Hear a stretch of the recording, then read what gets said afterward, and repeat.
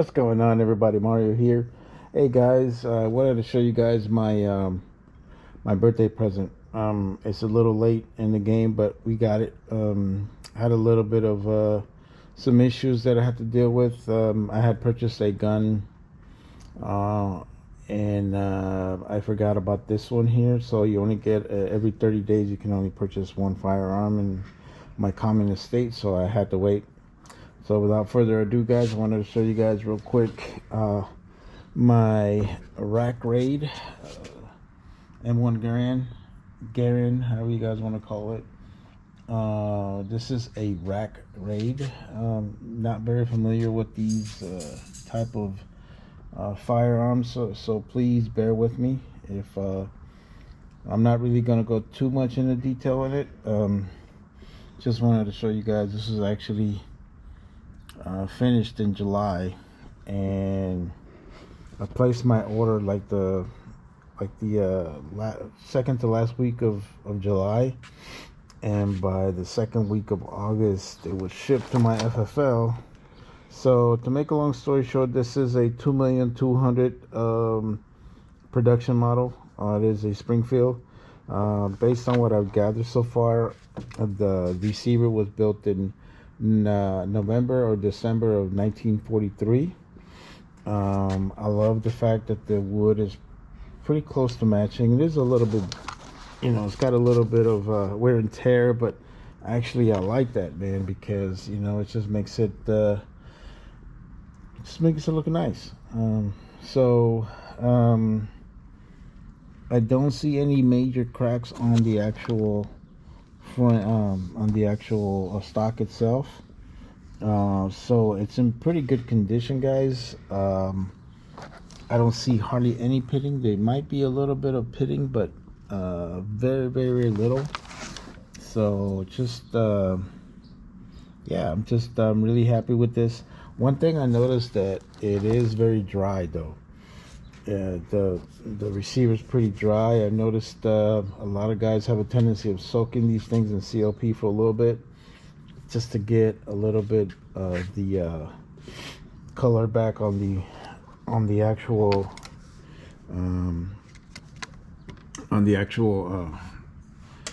gun itself. But the stock is in really good condition, guys. I mean, it's got a little bit of nicks and stuff like that, but for the most part it's really nice. I know that in many cases you can put a note when you put in your order, and you can ask for a World War II type of receiver and matching wood, and I had totally forgotten about that. And but somehow, some way I got pretty much what I wanted, so I'm very excited and very happy for it. It did come in this very nice flambeau case. Really nice, a little heavy, but it's definitely well worth it. So I know you guys been asking me. I've been asking about 30-06 and reloading for 30-06. If you guys can give me some pointers, because I know that for these type of vintage World War II type of rifles, you gotta use a little lighter load and stuff like that. But I just wanted to make this video really just kind of I kind of been seeing a trend with these type of videos where everybody who's ever purchased a gun from the CMP, sorry, I got CHP stuck in my head. They have a tendency of putting something online just so others can see what the condition is of what they got. So I mean, you do have a couple of nicks and stuff, but it's not bad, guys. I really have seen some videos of some guys that oh my god, their stuff is like really, really bad, man. And I got lucky. Maybe somebody in the CMP saw my credentials and saw that I was a retired soldier, decided to give me a nice rack raid type of rifle. So I think the only thing that I kind of wish they would have done is giving me the throat reading and the muzzle reading, because it's not on there. And so, but other than that, guys, I'm extremely happy with this purchase. For all you guys that are interested in purchasing these types of rifles, these vintage 1940s, 1950s, World War II type of rifles, I would encourage you guys to go through the CMP. CMP does have a tendency of being a bit more extensive with their paperwork, but I don't have a problem with doing paperwork. I've done it pretty much all my life, so it's no biggie for me. So, but I would recommend, if you guys really are thinking about getting one of these, that you do so before a lot of these start running out to the point where you're not going to be able to find them. Kind of like the Mosin. I remember I bought a couple of Mosins for like $89. Now I'm seeing them for like $500, $600, which is ridiculous. So I kind of want to take advantage of purchasing more military surplus type of rifles, because I noticed that they do have their value. If anything, guys, this is really not going to be for sale. This is going to stay within the family.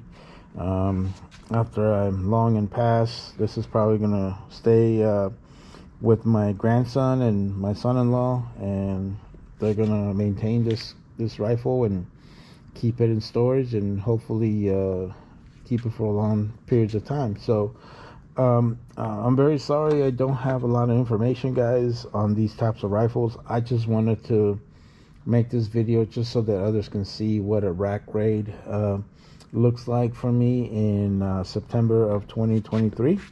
So I hope you guys like the video. I apologize if I don't know a lot about this stuff, but I'm trying to learn it.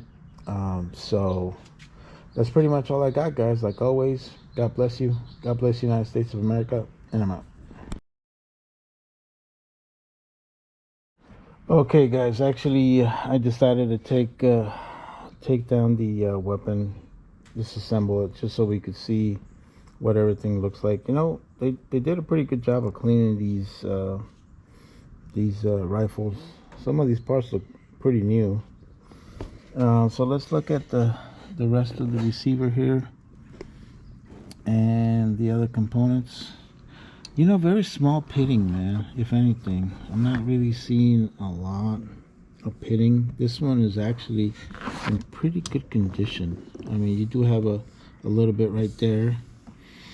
But, man, compared to some of the rifles I've seen out there and some of the stuff a lot of guys been getting, I feel like I did pretty good here with this one.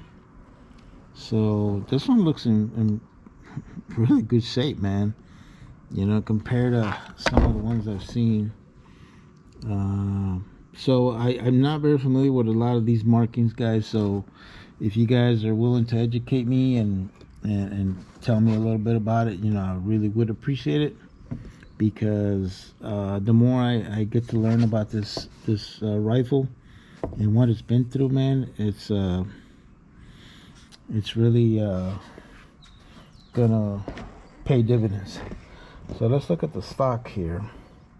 Stock looks in pretty good condition, man. I mean, I don't see any major cracks or anything like that. I don't see any cracks on it, which is really nice. So yeah, it's got a lot of dings and nicks and stuff like that, but nothing a little TLC can't fix. Not sure if I really want to redo the stock on this. I kind of like to keep it to a certain point where it has a little bit of character. You know what I mean? So yeah, man, I must say this rifle looks in pretty good condition compared to some of the ones I've seen in the past. So yeah, I just wanted to show you guys real quick. Let me see the crown of this. Sorry, I hope you guys can see it, but the crown looks pretty good. I don't see any issues there. So that's got a big old gash right here. It does have a slight crack, but It's nothing really that can't be fixed, you know. Like I say, you put a little TLC and it's good to go. But yeah, man, this is my rifle. I'm not sure if this is termites. It might be termites. I know that a lot of the Filipino rifles, this might be one of them, had issues with termites.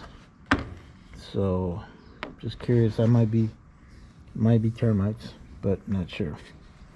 But for the most part, I'll probably say this rifle is in really good condition for being a rack rate. So all right, guys, so I hope this kind of helps you guys out with how it looks on the inside. Thanks.